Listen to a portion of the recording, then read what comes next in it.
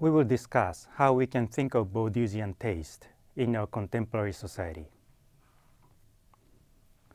This was the Bourdieusian framework. You might have sensed some anachronistic elements of this framework. He suggested that cultural elites, namely people described as bourgeois, enjoy classical music, opera, and other fine arts. But this may sound like an old stereotype.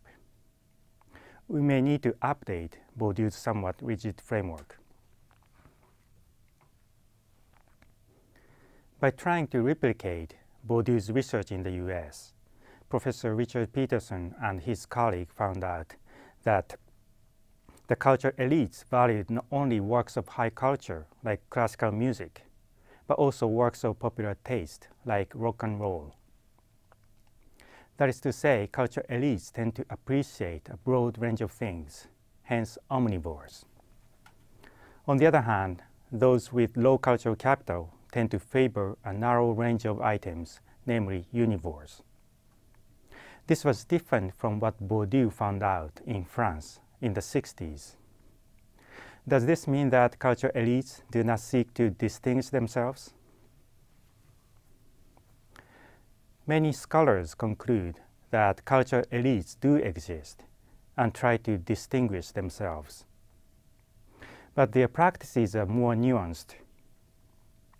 Now, elites keep distance from extravagant luxury because it is now commonplace.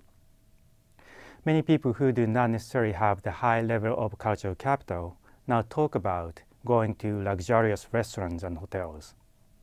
Such luxurious services are on magazines and TV programs all the time. Cultural elites instead value something authentic and rare, rather than brands they can simply buy. For instance, they may well prefer cooking esoteric meals themselves as opposed to going to upscale restaurants. They also prefer handmade and artisanal goods that are difficult to obtain. They are typically cosmopolitan and value something exotic. It is therefore paradoxical that many cultural elites now favor material frugality, such as smaller houses and cooking at home. But why? While the society that Bourdieu studied in the 60s was still characterized largely as modern, now our society is beyond modern, sometimes called high modernity or postmodernity. In this high modernity, social structures are no longer rigid. We have quite fluid social structure. While we used to have aristocracy and bourgeois that controlled wealth, we now have Bill Gates and Mark Zuckerberg, who did not even graduate from college. Certainly, there is much more diversity. We observe more diverse tastes and values, but the differences are rather uniform. We have one style juxtaposed with another, just like TV commercials running one after another. Everything seems like images on TV. Now we have lost a firm grasp of the larger social differences, highbrow and lowbrow, and instead we have a uniform series of differences. The difference between luxury and popularity is not so clear, although quality may certainly be different.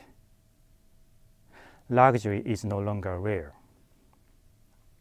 In that situation, cultural elites can no longer be satisfied with simply luxurious goods and services.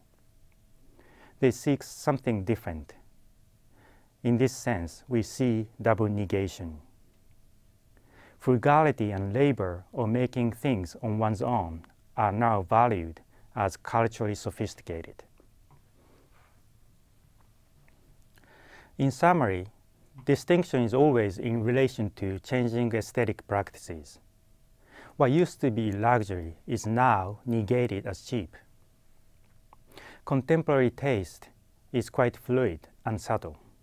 This is related to the fluid social structures. In conclusion, Bourdieu's ideas are still relevant and useful. We just need to be careful in discerning nuanced aesthetic practices.